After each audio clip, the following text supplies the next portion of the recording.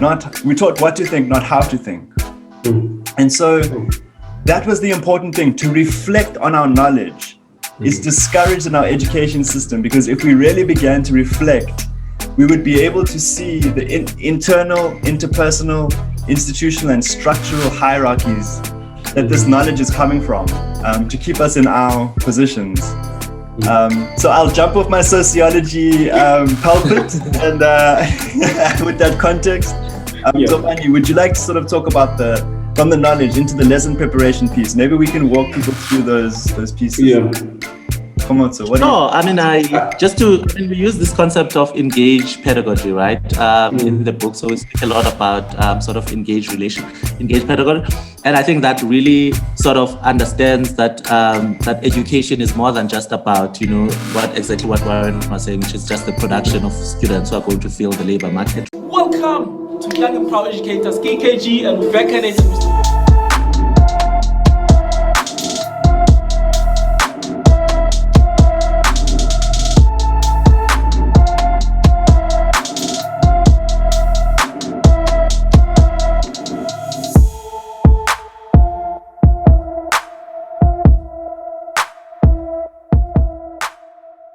Hey guys, I'm super excited to have you guys with us and to continue to learn from you. We have Warren and Gcobani. So Warren, I know you're not new. You've been around before. So we're super excited to have you guys. So just before we start, please guys, introduce yourselves.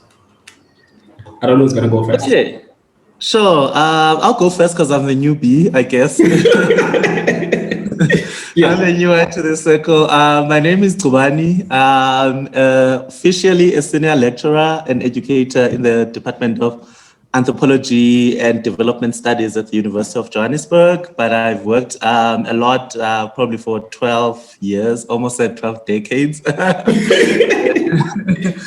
12 years in education in various forms. So I've worked a lot for international schools, worked a lot for South African high schools and townships, rural schools. I've worked for South African universities and American universities in various capacities. I'm very passionate about education, particularly education outreach. So my friends and I, when we had a lot of time, used to run a lot of workshops for high schoolers in rural and peri-urban contexts. So I'm really interested, and I think I love the word that Warren often uses, which is this concept of equitable education, right? I'm really interested in work in its holistic form, not just in high schools or universities, but really finding ways to create equitable access for everyone to be able to access education. But I think I'll stop there for now. Warren? Yeah. But just before you jump in, Warren, you know, when you introduce yourself, Gcobani, like a list of things that you've done, people listening on the video, they will be thinking like, hey, this guy is old. This guy has been on for a long time. Guys, Gcobani is a very young gentleman. Warren, go ahead. He's wise. He is. That's the way. Hello, everybody. I just want to thank you so much for being here. Assalamu alaikum. Sanbonani, Molweni. Thank you so much for being here. I really do appreciate the opportunity. My name is Warren Chalklen. I'm a graduate of Wits University. I'm a product of Bachelor's of Education. Yes. And that is something I'm very proud of. I'm also a PhD in curriculum and instruction, with an emphasis on racial equity from Texas A&M University. And as a former teacher in the classroom in South Africa, and then being asked to then teach pre-service teachers here in the United States, I recognized a lot of similarities, a lot of overlaps around inequity, the production and reproduction of inequities. Currently, I work in healthcare. I train doctors and nurses in anti-racist medical practices. And again, there's these overlaps. And so in working closely with Gcobani over the past 6 months or so, we began to reflect on, will the resources to dismantle the system come from inside the system? Or is there an opportunity for us? We are all embedded in the system in some way. So I don't want to ever position us as outside the system, but can we use our proximity and our understanding of these different contexts, the US context, international global context, but particularly the South African context, to think about what it would mean to decolonize and dismantle the system and to provide resources to agents within these systems, school systems, health systems, wherever they might be, to reflect on themselves and then take action. So that's really where this beautiful piece of work comes from. I say it's beautiful because the process, the relationship that Gcobani and I developed over this time was beautiful. And this work is we always call it an act of love. It really came out of a transformational process. So I'm excited to talk more about it. And thank you very much for inviting us. That's great, guys. It's a great pleasure to have you guys. So we're meeting today so we can speak about the beautiful piece that Warren just mentioned, anti-racist teaching practices and learning strategies. So before we go in, guys, let's just step one back as people. We different people, like for instance, Warren and Gcobani are different people and they're very close friends. And how did you guys then start talking about race? Because I know race is another thing, like race, religion, and other things. Those are the things that you don't easily speak about. How did you guys then speak about race and race issues? And why I'm asking this, because I know in South Africa, where we from, when you start, if I'm a black man, I'm a black man, and I start talking to a white man about race and race issues, it's not going to end well. It will end in tears. So how did you guys get to that level? I think Warren and I are in a privileged position in that we often, as he said, of course, in his introduction, and certainly as I said in mine, that we do work that has implications, of course, for race and equality, equity, and so on. So it's almost impossible in our line of work to have these conversations, but you're absolutely right that sometimes even people who work in this particular context often are scared to confront. And as Warren said, we were introduced through our work, but like I said, when I shared the book to my friend circle, that, we built a friendship across time. And I think it's trust, right? And I think it's trust and it's always allowing each other to be in process. Warren and I always have conversations all the time where I'm like, please keep me in check. And he's always like, oh, no, please do keep me in check. And I think it's around that we've created a space amongst each other for us to be able to tell each other the truth, right? And telling each other the truth doesn't necessarily mean you have to be mean-spirited, doesn't mean it has to result in a fight, but it just means that you can tell the truth, but tell it in a way in which I think is loving. And I think that's the word we often use a lot. And so I think because of our background, but also the friendship that we've built, and I think eventually trust, and the friendship, I think it became a little bit easier. I don't know. What do you think, Warren? Yes, Gcobani. I will say, though, that part of this process was decentering whiteness. And working with a white person, I'm sure there were many challenges that Gcobani, went through, of course. And for myself, trying to really grapple with what does it mean. And there's one example that I can think about where this process really happened. So when we conceptualized this book, it was going to be a lot of activities, right? Sure. So in my mind, I'm walking in with this very Eurocentric white perspective of everything has a solution, okay? So if we just go through this idea of non-closure or not expecting closure, but expecting a process, is a process of decolonization, okay?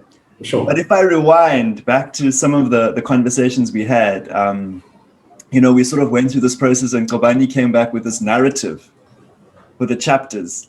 And my first reading of this was, but this is not a workbook. What is going on here? And so there was this moment where in community we are revealed, right? And in engaging with each other, in sort of this relationship, there was work that revealed to me about my conception and me being centered. And so we began to develop this mutuality and really begin to understand the power of voice in this process of transforming. And people can relate in different ways. Some people want to get to an activity, or some people want to read a narrative. And so that process, it was almost like a dialogue between Gcobani and I, and the product that came out was this book. So it's imperfect because, of course, we still have a lot of work to do. I myself have a lot of work to do, but I think at this juncture, it came out okay, I would say. Absolutely. Just to step back and give examples of conversations that you guys had from different, because you guys are totally different. Guys, listening by audio, Warren is a white man, like he's a very white man, and Gcobani is a very black man. So what examples of conversations that you guys had, and the ones that really challenged as you had your conversations? Well, the first one, I think, for me starts with the beginning of the workbook, which is number one. I think people, I know you wanting the big conversations around race, but it starts with ourselves, right? And we start with the book, with our own journeys and our own stories and all of those things. And I think that was the first sort of point of connection. And I know it seems, of course, that Warren and I are, of course, physiologically, we are different. But I think in that process of those conversations is that, for instance, just talking about each other's backgrounds, like I come from a predominantly rural context, and I encountered really quote unquote whiteness for the first time when I got to university. Warren comes from a predominantly urban area. But we were able to also find within those conversations, areas of similarity, right? I think a lot of the times when we talk about race, we talk about difference, but there are also so much that unites us. And one of the words that, again, that Warren and I talk about a lot of the time is this concept of justice, right? And we opened with that Cornel West quote that justice is what love looks like in public, right? And I think that's one of the things that connects us, which is that, of course, we might be racially different, have different class backgrounds, different educational contexts, different trainings. I'm an anthropologist, so we favor stories, as Warren was saying, narrative, and he comes from an education background, and that's a particular kind of training. But it was interesting to see the ways in which not only that we differed, right, in the process, but that how to use those differences in ways that you can have then this beautiful workbook that we've done. So I think, there's so many conversations that we've had, and I don't want to pinpoint anyone. I think, but the most profound for me is anytime Warren and I work together, for instance, we share a little bit of our background, and just, if I looked at him from an external point, right, I would think he has no conception of race and so on. But when he shares, for instance, how he comes from a mixed family, his own familial kind of background and so on, that's when you really realize not just, of course, our differences, but also there's so much that unites us, and certainly is linked to our painful history in this country, but also our commitment as both young scholars and thinkers and educators to really start to undo to undo a lot of those ravages that have for so long divided us. Warren? Awesome. Yes, I will say that one of the things that I'm so glad you're starting here, Khomotso. This is a beautiful starting point. We're not starting chapter 1 and ending the interview in chapter whatever, but we're starting off with we just want to know the people behind the book. Absolutely. One of the things that I came to learn through this process was that because racism and oppression is a system, we can begin to build solidarity with those who recognize and are also committed, who share that commitment to dismantling the system. Now, that doesn't abdicate our personal responsibility from the ways in which we participate in the system, okay? I'm not depersonalizing it. But what I'm saying is that's one of the bridges that I think Gcobani and I built early on with one another, was just the shared understanding that this work is not about us. It's really about equipping people to distinguish between anti-racism and decolonization, and then use those tools to identify and dismantle the system as in their educational context or in their health context, wherever they may be. And because we had that shared commitment in mind, that shared commitment is not just professional, but personal too.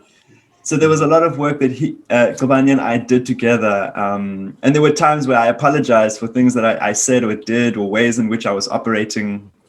And the ways that the process, it became as important as the outcome. And so the book took a lot longer than we thought, Gcobani. Hey, it took so much longer. Oh my goodness. But you know what? end of it. Yeah. The end of it. And we still wanted to edit quite close to upload. When I pressed upload, I went and got a drink, man. I tell you, I was so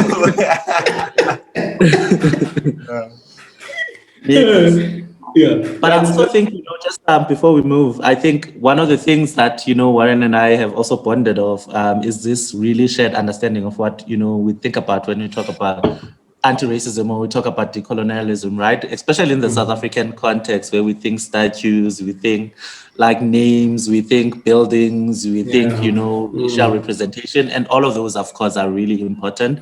And there's no downplaying them. But also, one of the things we've been meditating on, and certainly anyone who reads the book will see, is that part of what we see as decolonization is a new way of seeing, right? And part of that, and you could see actually in the process of writing the work, and the more I got to know Warren and the more he got to know me, that we both were learning new things about each other as well as we go.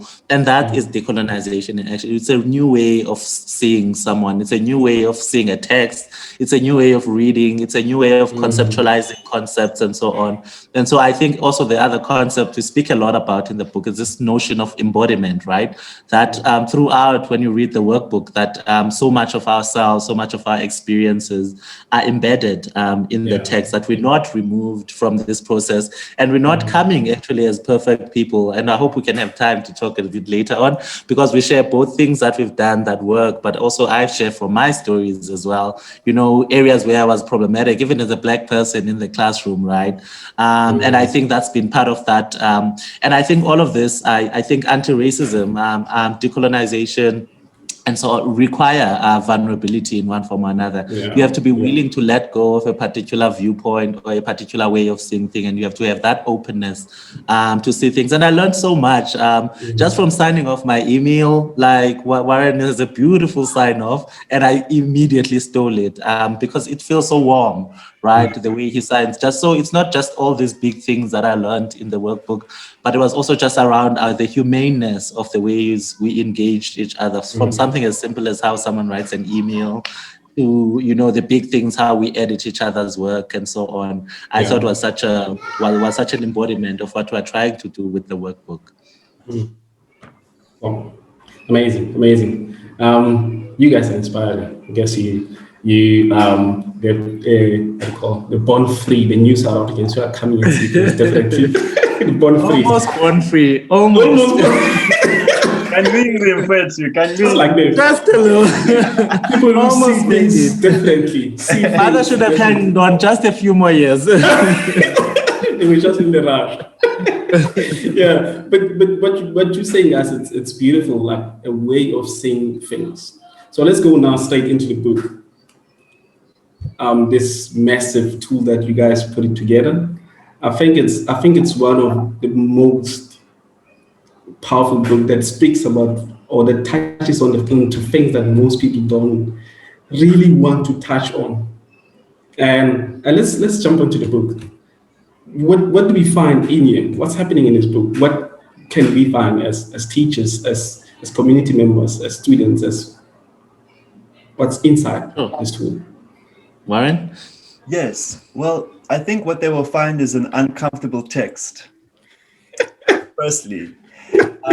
And the reason for that is because we have tried to offer an opportunity for reflection for action. Okay, reflection in, reflection on, and reflection for action. So what a reader who picks this work up, I would say that they will walk away with a few things. And this is just our assumption, because everybody brings their personal lives and their personal experiences to the text. But what we aimed to do was, one, to really begin to distinguish between anti-racism, anti-racist teaching and learning, as well as decolonized teaching and learning. Those two things are very distinct. At the moment, we're in a moment in which anti-racism is the so-called, very popular phrase in the world, and for very good reason. Let me not discount that at all. But the system has a way of nebulating itself and co-opting language. Lexus, for example, is talking about diversity, equity, and inclusion while they're trying to sell you a car. All right. This is the same thing that will happen with anti-racism. And we don't want teachers to teach better. We do, okay? On the one hand, we do want them to be excellent teachers, but we don't want them to excel in preparing young people for their own oppression. And that's where decolonization comes in. Decolonization begins from the perspective of position in the structure of power, okay? And so we look at 5 aspects of teaching and learning. This is the way the book is structured. I will begin before I get to the 5. The first thing we do is we ask you to analyze yourself as an individual, your position in the world, what that means. You are not just an individual who walks into a classroom or into an activist space. You have your own position. What does that mean for you? That's where the embodiment comes in. But then we ask you to reflect on the knowledge in your classroom. We then ask you to think about your lesson preparation, your teaching strategies, your classroom management, and your assessment. And the workbook is packed with narratives, examples of when Gcobani as a teacher experienced different things, and he can talk more about that. But then you also have practical activities where you are engaging texts and learning the practical skills of how to analyze and how to take action.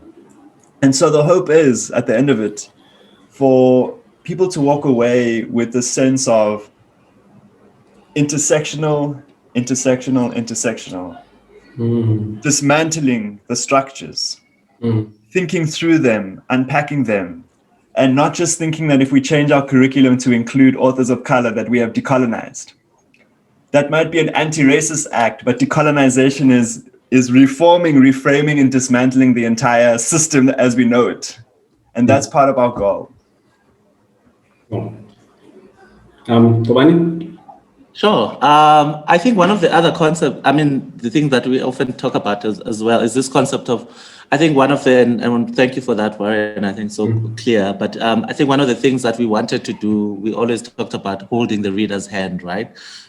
Because we understand that anyone who picks up the handbook, right, wherever stage you are at in your thinking around racism, anti-oppression, decolonization, and so on, that we assume good intentions, right? That it's a person who wants to do better, to become more humane, to become more principled, to become more decolonized in their thinking. So we also assume, although as Warren said, it's a challenging text, it is, of course, it will challenge you, it will push you, but we also want to hold the reader's hand because we don't want you to leave untransformed from reading the book in your thinking. We want you to leave challenged. And that's why we draw a lot from critical pedagogy scholars like Paulo Freire and so on, Bell Hooks, etc., who center praxis, right? Which is praxis requires, of course, the engagement of theory. And there's quite a bit of theory in the book, but it requires action. And that's how we also define anti-racism, which is anti-racism is defined by the ability to really challenge racism. It's not just you saying, I'm not a racist or I'm anti. You have to, through your actions, through your platform, whether it's the classroom or, wherever, that you take active steps in order to be able to challenge this. And throughout the book, we provide the reader with various examples where we do it, but also cases where, as Warren said, cases where we might not have done it and it didn't work. What did we do in those particular contexts? So I think one of the beauties of the book is how generous it is, right? I think it's such a generous text, even though I might be biased. There's that aspect of it. But we draw from such a wide range, and Warren used the word intersectional, right? We draw, of course, from Black scholars, we draw from indigenous people, we draw from white activists, right? Because we understand that we're not decolonization requires letting go of binaries, right? That it's Black oppressed, white, Black oppressed, white oppressor, right? Or Black victim, and so on. And we really wanted to move beyond those kinds of binary thinking. And so I think through this generosity of our engagement of indigenous scholars, people of color, white activists, Black activists, young people's voices are so strong in the book as educators, as young people who speak back, right? And they're not just presented as us giving the information, but they are actually speaking with us. And I think in that way, I think it offers such a comprehensive sort of contemporary resource for people who really want to think at that level, both as an educator, but for students, but also just as a general reader who wants to understand, how do I become better? Because a lot of those examples are not just, of course, about education, but there are many, a lot of them are human examples. So my student who's dealing with parents with disabilities and so on, that's an example of, anyone can sort of relate to. Yeah, so I think we offer as a resource that people, I think, can draw on, and that will allow them to achieve, in some ways, praxis in their work, where they can move from theory and into practice. Absolutely. Sorry, Gcobani, there was a slight delay there. I want to give an example of this, Khomotso, where I was a teacher in South Africa at a private school, and I'd like to talk a little bit more about private schools and engage with that. But I want to just kind of put you in my shoes for a moment. Yeah. I am teaching in a private school in Johannesburg, and I think I'm being a radical educator by introducing Makhosazana's poem, Makhosazana Xaba's poem, Hair. So I take out T.S. Eliot's poem, I take out these British poets, and I put African poets in the syllabus, right? And, excuse me. And so I think now I am decolonizing this space, okay? But what happens is we're teaching the poem, and the children, the students, the learners, they have a pen in their hand. We're reading the poem, and I'm asking them to circle the words and to write tone, register. I'm asking them to write, what do you think? What do you interpret by this? And then they will tell me. Then I'll say, no. What we actually need to interpret from this is X, Y, and Z. And then I test them on this, right? Yeah. And of course, the ones that reflect back to me what I've told them get an A, and the ones that have their own perspective, their own interpretation, many of whom are Black students who are telling me about the significance of black hair, the politics of black hair. No, I'm sorry, that was insignificant. As the white teacher, that's insignificant because the interpretation of this is what I say it is, okay? And so, as a teacher, I thought I was on the cutting edge of radical, anti-oppressive, whatever you want to call it, teaching and learning because of my starting point. But I just want to rewind for a second and say that my whole process, the knowledge was forced through a prism of centering whiteness and centering colonial ideas, where I, as the teacher, am empowered and the students and the learners are disempowered. And the only way for them to succeed is to regurgitate my interpretations for them. So what this workbook tries to do then is to tick the box to say, you know what? Great, you reimagined your curriculum for a second, your syllabus, okay? Great. What next? How are you planning for that lesson? How are you planning to bring, to facilitate rather than teach? There's a difference. How are you waiting to co-produce that knowledge? Why is the classroom with desks? Why aren't we sitting on the floor in a circle, engaging? Why aren't we listening to the voices of people who understand and contextualize these different pieces? And then finally, we get through that to the assessment piece. How are we assessing? Who has the power to assess? I, as a teacher, completely disregarded the valid experiences of the students because I had my own criteria, rubric of assessment. So this workbook teaches us to teach against that process and to reimagine that process. In ways that center the student, center the learning process, and removes my authority as this holder of all sort of processes. And so that was sort of an example that I wanted to sort of bring to show how this workbook tries to fill those gaps and provide some of that support. Sure. Can I just quickly also share from my side as well? Because I think it's interesting, of course, Warren is for sure inserting, of course, the importance of decentering whiteness, right? But it's interesting for me as a Black person in South Africa, how I experience, particularly because I teach predominantly Black students. And I think I want to share just, as a form of also what we're talking about, which is really reimagining ways of seeing and how we ourselves have been trained in the education system. In the book I write about an instance where I locked the door, right? So I had, of course, training in predominantly Black schools up until I went to a predominantly white university, where I was until I finished my PhD. And it was a university that attracted predominantly white students from very affluent, private, elite schools. And so a lot of the issues that my students now where I'm at confront were non-issues. So it was not surprising. Most of the lectures where I came from and who trained me and who taught me used to lock the lecture room, right? So if you were not there within 5 minutes, you lock it. Yeah. And so when I started at my current workplace, where I have predominantly Black students, over I think 95% of our students are Black, and they come from low income and low income backgrounds. I used to have a lot of late coming, and these are really large classes, so it would cause quite a lot of disturbances. So I decided to lock the doors. I was like, if you're not there within 5 minutes, then we lock the door, because it's disrespectful to me, it's disrespectful to your peers, right? And I saw nothing wrong with this.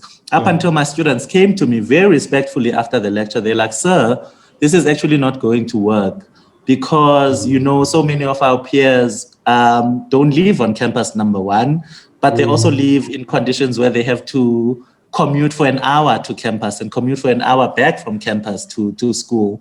So if someone is 15 minutes late or 30 minutes late, yes, we understand that it's very disturbing to us. It's very disturbing to you as a lecturer, right?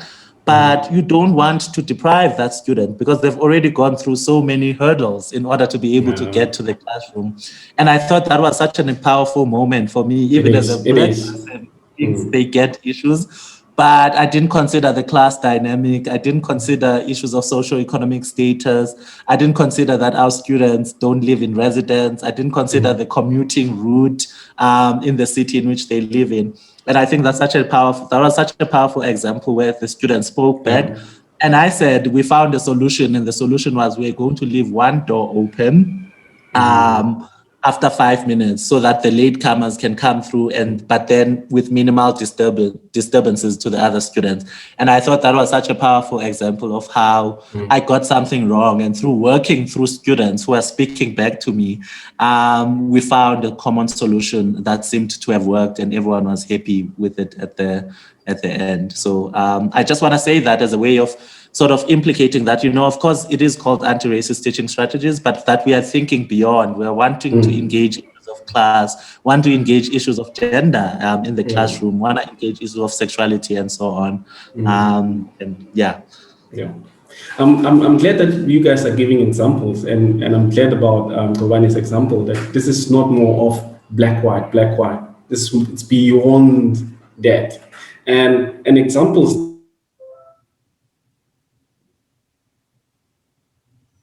Warren, you mentioned that the book, like, you're looking at most like 5 pillars. You're looking at reflection, you're looking at lesson planning, you're looking at strategies, you're looking at classroom management and assessments. Those are 5 pillars that you're looking at. So I want us to spend time on those pillars. Like, for instance, when you say reflection, what activities are you going to take the teacher through to make me reflect, to force me to reflect on myself before I jump into my class and start talking? And then let's start with reflection first, then we're gonna come back later to the other pillars. So what I think is critical is for us to understand why we have these 5 pillars, the rationale behind that. Yeah. And I use the analogy of a galaxy. I want us to imagine that knowledge is a galaxy. It is infinite in its entirety. The depth of knowledge that we have in this universe is unending.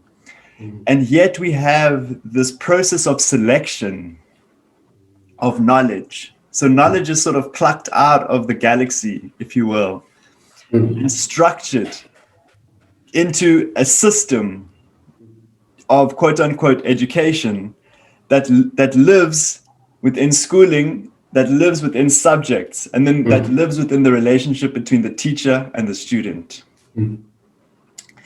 Now, that process, that hierarchical process, is the same process we see in society, because there is a relationship between power and knowledge.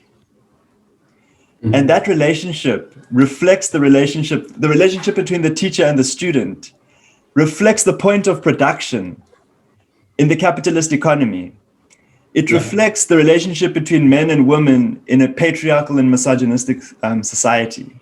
It reflects the relationship between, as disabled communities try and advocate for their rights. It reflects these different power dynamics, these juxtapositions, these contradictions.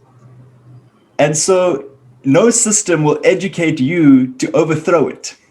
Okay, no system will educate you with the tools to reflect on it. Okay.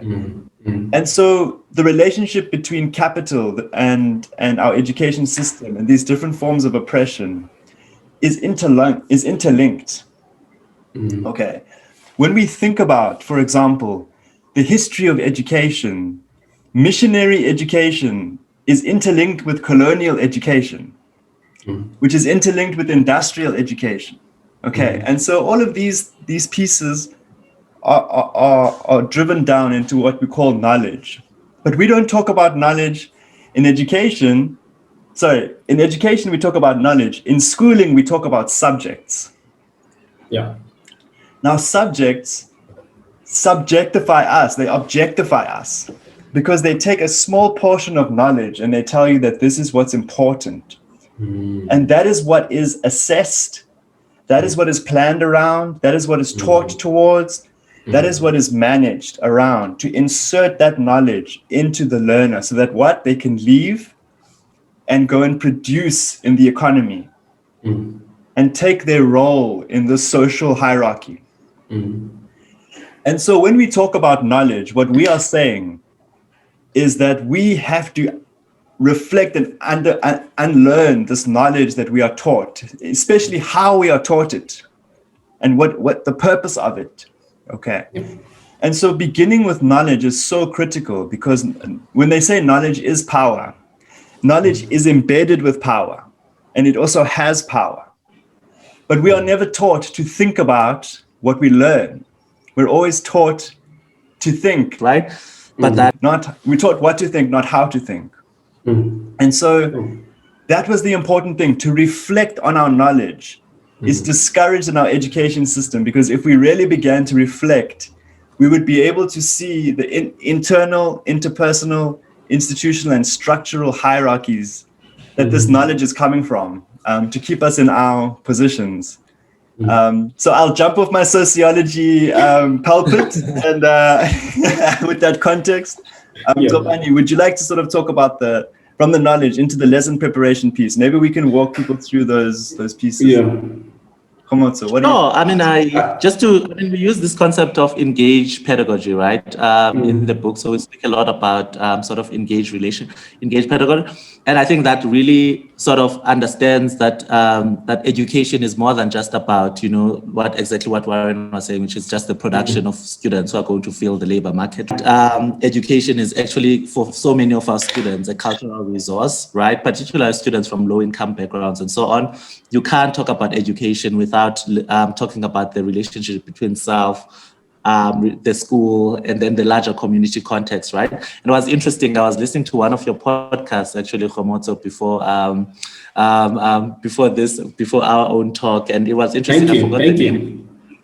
Yeah. No, I forgot the name of it, but he said something really profound about how, for so many young South Africans, particularly young Black South Africans who come from rural and peri-urban contexts, that education is often the way out, right? But that it's not just about you. It's through that education that you are able to then be able to, fulfill issues around quote unquote black texts, so these black texts and so on.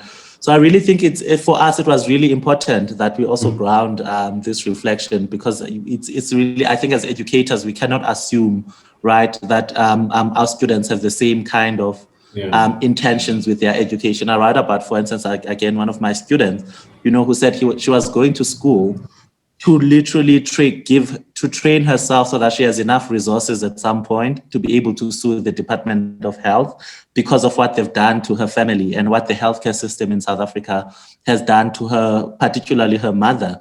So, when you think about a student like that, this is not a student who's interested in joining the labor market. For her, like, this is a form of really getting justice for her family. So it's really important for us to really ground our work within this sort of engaged pedagogy and what we actually learn when you actually ask not just ourselves, but also our students around their own motivations and so on.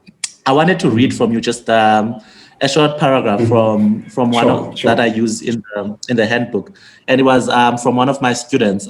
He's actually one of my master's students now. He's all grown up, and I taught him in I taught him in 2015, and his name is Gerald Matiba, and he's actually a teacher as well as a master's student under my supervision, and he writes about his experiences in my course. And he said it was during my second year, 2015, when I took a medical anthropology class that I met Dr. Gcobani for the first time.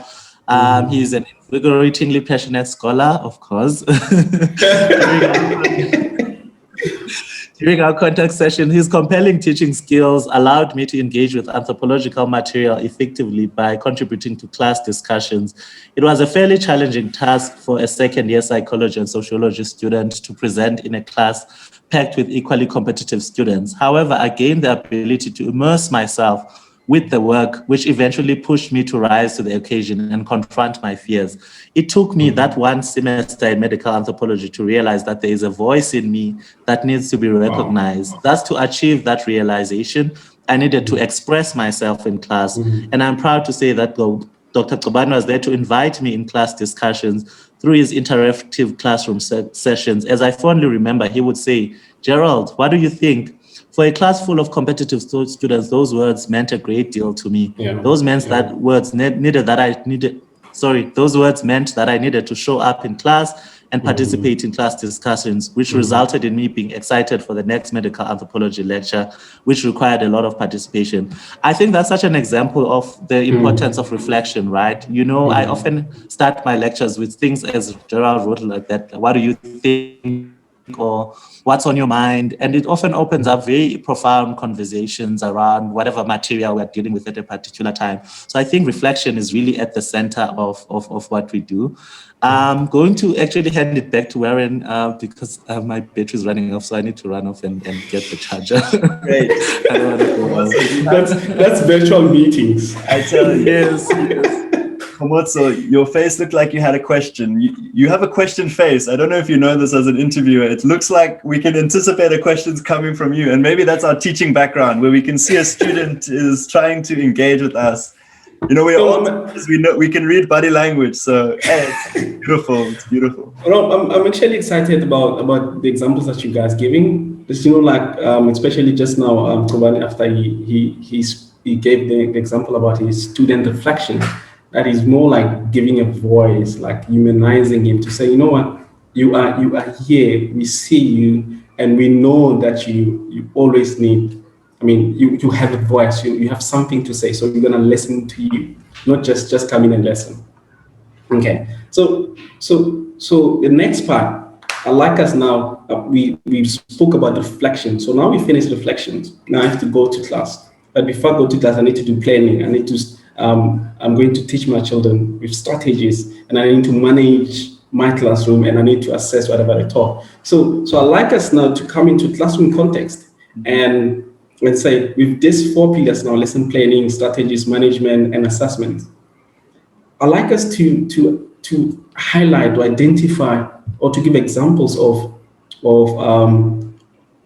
racist, oppressive, colonized examples of lesson planning, of teaching strategies, of management, of assessment. Then once we finish with that, like we flip it over and say, we can replace those planning strategies, teaching, assessment with these ones, which are anti-racist, anti-oppressive, and decolonizing the system. I'd like for us to do that. Great. So let me start off by the difference between anti-racism and decolonized. That's a very important distinction. Then I'll get into your question. Perfect. Thank you. When we think of anti-racism, our prism is race. Our prism is the system of racism. When we think about decolonization, one of the tools of decolonization is anti-racism, anti-sexism. You know, it's an umbrella for this process. We cannot anti-racism and decolonization are not the same thing, but they are connected, and that's really important. So when we think about lesson preparation, we have to reflect on the context in which the canons of lesson preparation were created, which is in the 1950s in the United States. In the 1950s, a book called cultural deprivation was written, and that formed the foundation of teacher preparation in the United States, and subsequently teacher preparation programs around the world. And what that book basically said is that people of color have a cultural deficit, and the process of education is designed to fill that deficit so that Black children, in this case, Black children, can be on the same level as white children. Okay, that's what this book did. And this was the foundation of teacher preparation programs. Okay, and subsequent books were written, and this is all a history from the racist colonial past, right? All of this. But this is seeped into our educational context. And those canons are still very much part of that. And one of the things that comes out of that is a lesson preparation that is systematic in its centering of the teacher and the authority of the teacher. The core assumption of lesson preparation is to assert your authority as a teacher on the student, on the body of the student. And their role is to subjugate themselves. So lesson preparation constructs knowledge in that way. In lesson preparation is a way, in a colonized form, one is about statements. It's about linking logically knowledge that you have produced as a teacher, and presenting it in a way. For example, you're a teacher, you come into the classroom, you write photosynthesis on the board, and then you say to the students, have you heard about this word photosynthesis? Then they all raise their hand. Okay, tell me about this, Johnny. Tell me about this, Tandi. Tell me about this, Muhammad. Okay, well, Muhammad, Jonty, and Tandi, you're incorrect. Photosynthesis is about this. Please open your textbook and let me show you a picture on the PowerPoint. Then they watch a video, and then they take notes, and then you tell them you're going to give them a quiz. And then that's the lesson. Now they must know photosynthesis. And then we go on to the next lesson and we do the same thing. Okay. And so the curriculum is designed in this structured way, in which students are listening to the ways in which you say things and the words that you use, because they know if they reproduce that phrase, they will succeed. Okay. And that falls into the classroom management. It's interesting that when we have grade 1s and 2s, the classroom design is centered on the carpet with the students in community with each other. But by the time we get to matric or senior year, the emphasis is on the teacher. There's more desks. The teacher cannot even walk around. And let alone classrooms in which there are 80 students in there where not even the students can really sit. But the emphasis is on the teacher. The teacher always has space to move, if you will, because they are the producers of knowledge, not the student. Okay. So when we get into the teaching strategies, again, this reinforces itself. All of these reinforce itself. Okay. And assessment is focused on the written word. The written word, which is a Eurocentric way of learning. The worship of the written word is one of the foundational pillars of whiteness. So let's unpack that. Let's rewind. Let's reimagine. Let's sit down and think through that. Now, one of the criticisms that Gcobani and I get is, are you just saying that if we teach well, or are you saying that we shouldn't teach excellent teaching, or are you saying that we shouldn't prepare our learners to succeed? And we're absolutely not saying that. We have to ensure that every single learner succeeds on the one hand. But on the other hand, we have to get into solidarity and effect policies that change the structure of this education system. So what does decolonized lesson planning look like? Obviously, once you've thought about the knowledge base, the second process is thinking about how you decenter yourself as a teacher and the types of questions that you might be asking to invite students into co-producing the knowledge. One of the things that you can ask yourself as a teacher is, where are the moments in which the students can teach me? Where are the moments in my lesson in which I can shut up, sit down, and ask them to stand up and take the chalk and engage with me and the classroom and Yeah. facilitate the conversation and bring their own lived experience into the conversation. That's the lesson planning. Classroom management, Gcobani, other than closing the door, and I'm sure in your context, you're in the lecture theatre. Sometimes it might be a bit hard to manage the classroom when you can't move the desks, you can't move the infrastructure, but how might you manage that space? And please, if you wouldn't mind, the virtual space too, because we get a lot of questions about that. Sure. So just to go back a little bit before I even address that, I think it's so interesting because I absolutely agree. I think we certainly know in both in the South African context and the US context, which is where I think Warren and I work the most, is that education has often been a tool for dehumanization, right? Particularly for young students of color, indigenous peoples, and so on. And so one of the words we've used a lot actually in the book is also just using the classroom space as a space of rehumanization, right? So it's not just about, the lessons, but how do we reimagine the classroom in a way in which it brings students back into their humanity. In the book, I talk about a course, for instance, 2 courses that I taught. One that was really, really badly reviewed, and then the other one, building on those reviews, actually had a very different outcome.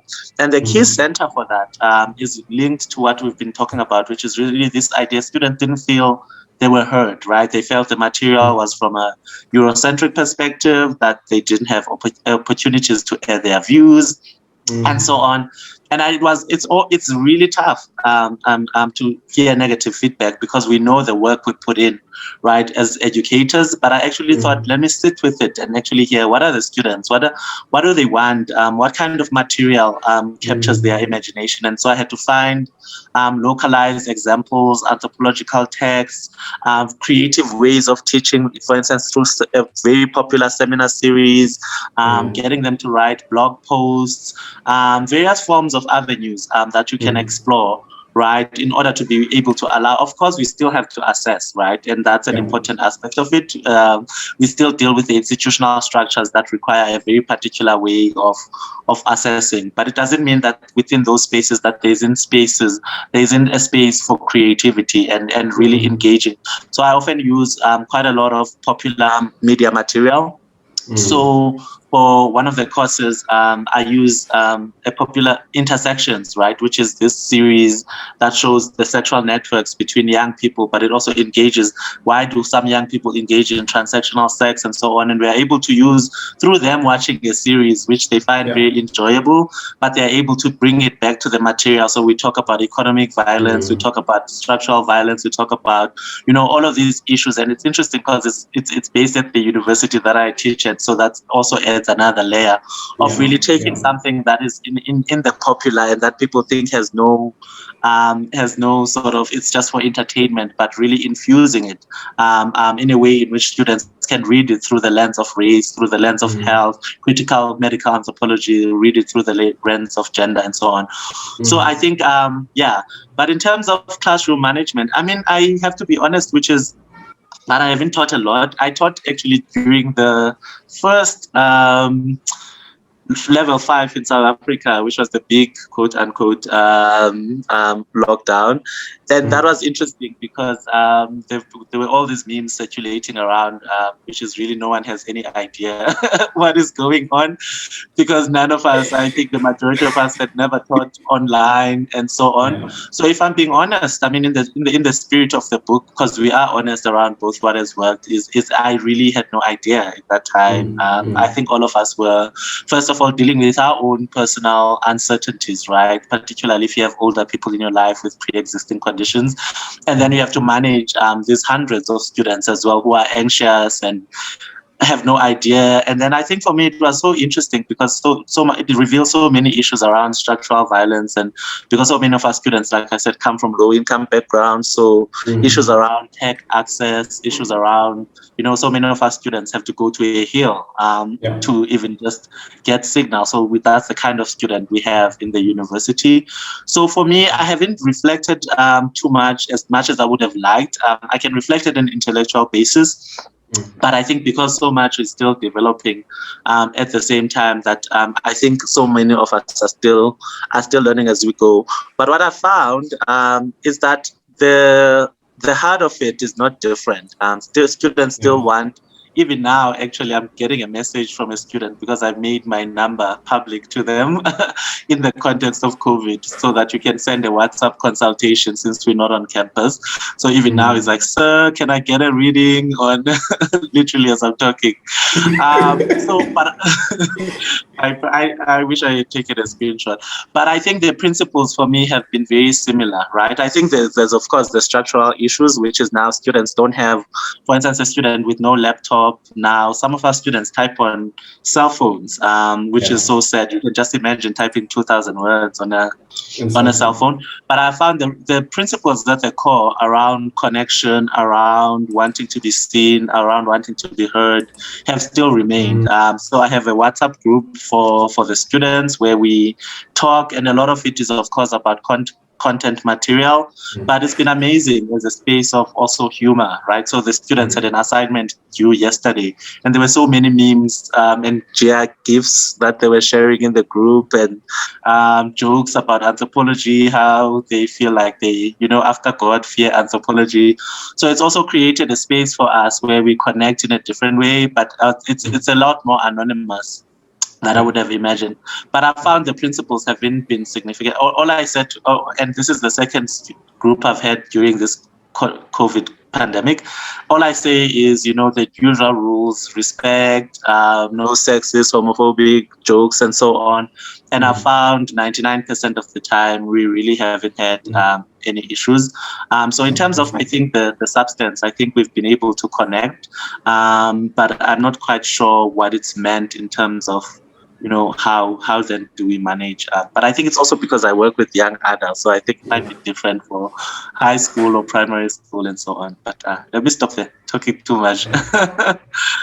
Thank you so much, guys, for breaking that down. I've got two more things to do, then we're going to close it. The last one is, since you broke it down, and I know Warren is in the US and Brother Gcobani is in South Africa, can we then use this workbook all over the world, throughout the world? Can we do that?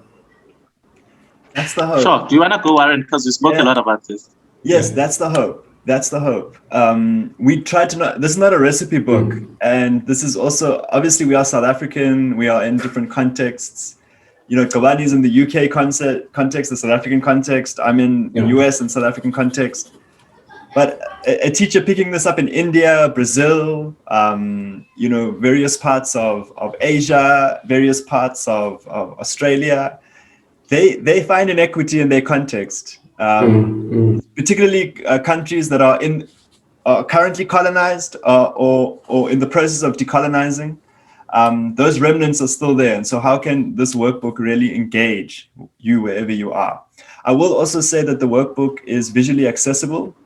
So please don't let any visual impairment bar you from accessing this book. We do have resources for you to engage in audio descriptions and visual descriptions, as well as in your own process. So I just wanted to add that. Yeah, I mean, also just to jump in quickly, I think, of course, there is no denying, Warren is correct. We work primarily in three settings: South Africa, UK, and the US. But I think the issues, and you can see it, of course, even in our sort of bibliography, that we've actually engaged scholars who don't necessarily always, who are not within that triangle of America, US. We've engaged scholars based in various parts of the quote unquote global South, Brazil, India, and so on, because of course the nuances are different, but the complexities are often very similar in terms of thinking about race.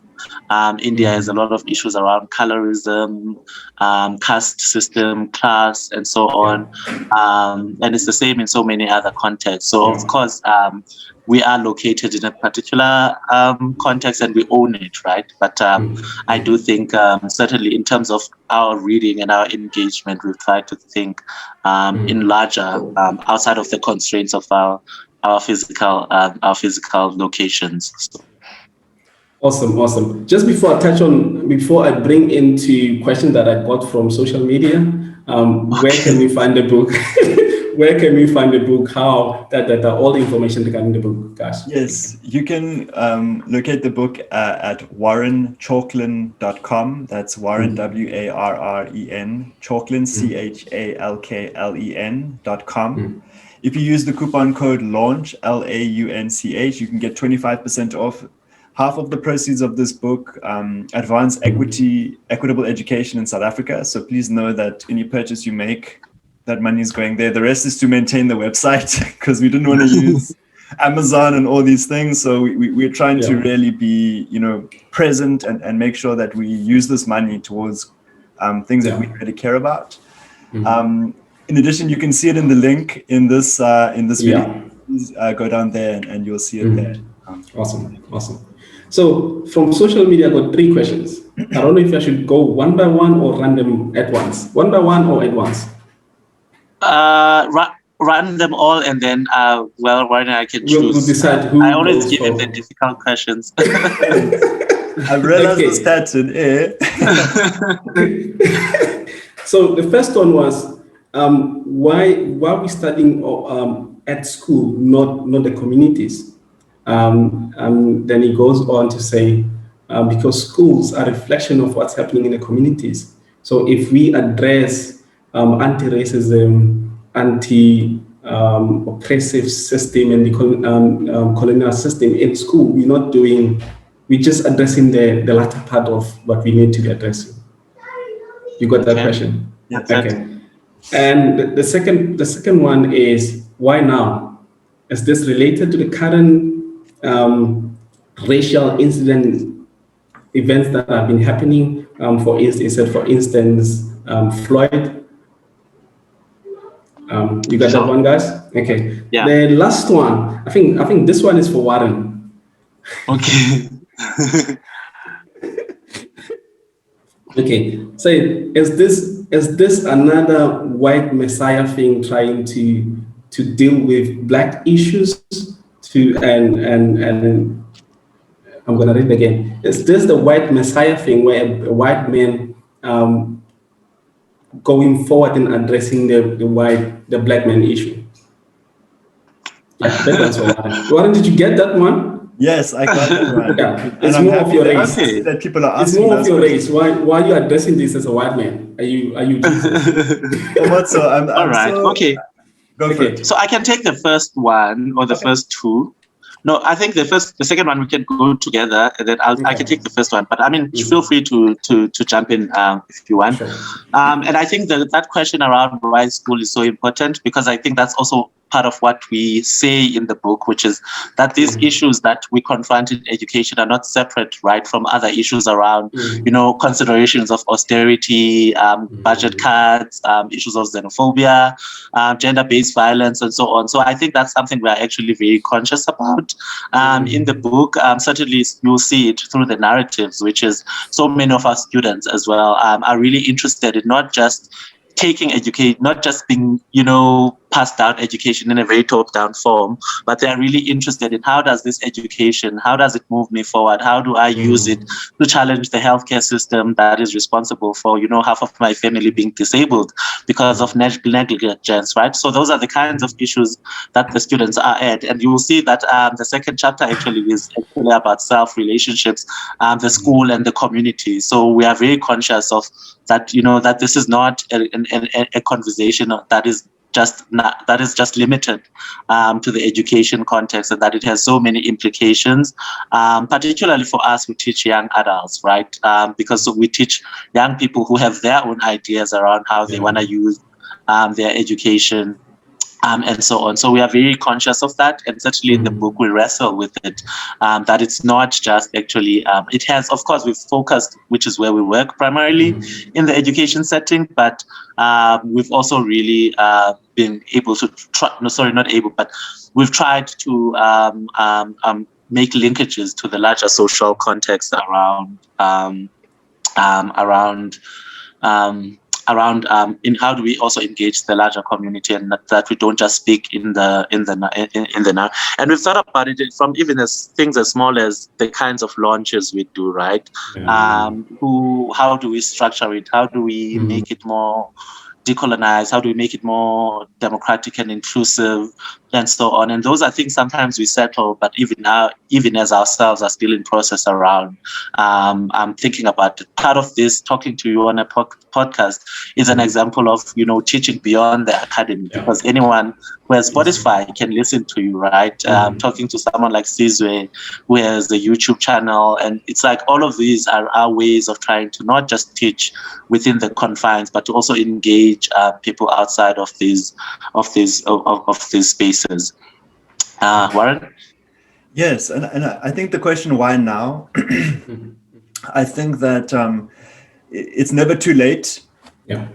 The question of why now, I think, is a very important one. But I think that this was a moment in which we just felt naturally. This was a process that kind of emerged. This was never an idea that sort of came out of nowhere. This was a process that was really centered on, we're engaging in this work and we have no idea what we're doing, and yet we're in the education space committed to this. And so can we begin to synthesize our thoughts? Can we begin to put it together? And that's really, as we began to do that, it sort of took on a life of its own. And so it is the first edition. As we begin to learn, we probably might go back and revise the whole thing, Gcobani, as we learn and realize that, you know what, actually we were wrong, or we didn't think about it in a deep enough way. And I think we're giving ourselves space for that. And so, Khomotso, I'm so, what I love about the third question is I was hoping you would lead with that one. Because I was thinking about it, like when I saw it coming, I'm like, this is more race, but they're talking about race. Let's go ahead and ask. No, it's such an important question. So I just want to I'm thankful for that accountability. I will say that there's no escape for me in various ways, and I will say with a lot of humility that I enter into this space recognizing both my limitations and my position in this space. So with a lot of humility, I recognize that, and I think that criticism, part of transformation is being open to all forms of criticism and all forms of questions.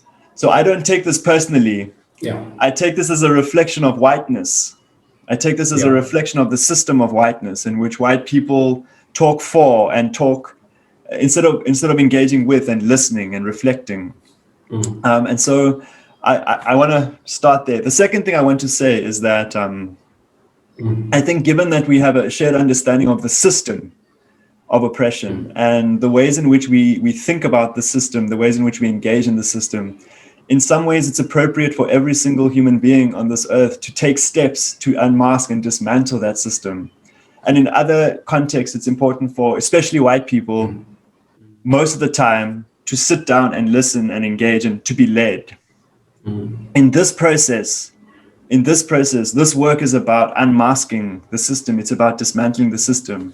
And we felt, as we worked through this, we felt that this was a useful tool to do that. And so I encourage every reader to criticize, to really engage with my position in this work. In the last chapter, we say, what did you think of this work? Let us know. Disagree, disregard. You're welcome to skip the chapters that I wrote if you don't feel, this is about decentering and dismantling. So this process is open to that as well. So thank you. Thank you so much, guys, for coming in and sharing your amazing work. And when you guys have the second edition, please be the first people to come to talk about it. We appreciate your time and everything, guys. We continue to learn from you. Thank you, Khomotso. Lovely. Thank you so much.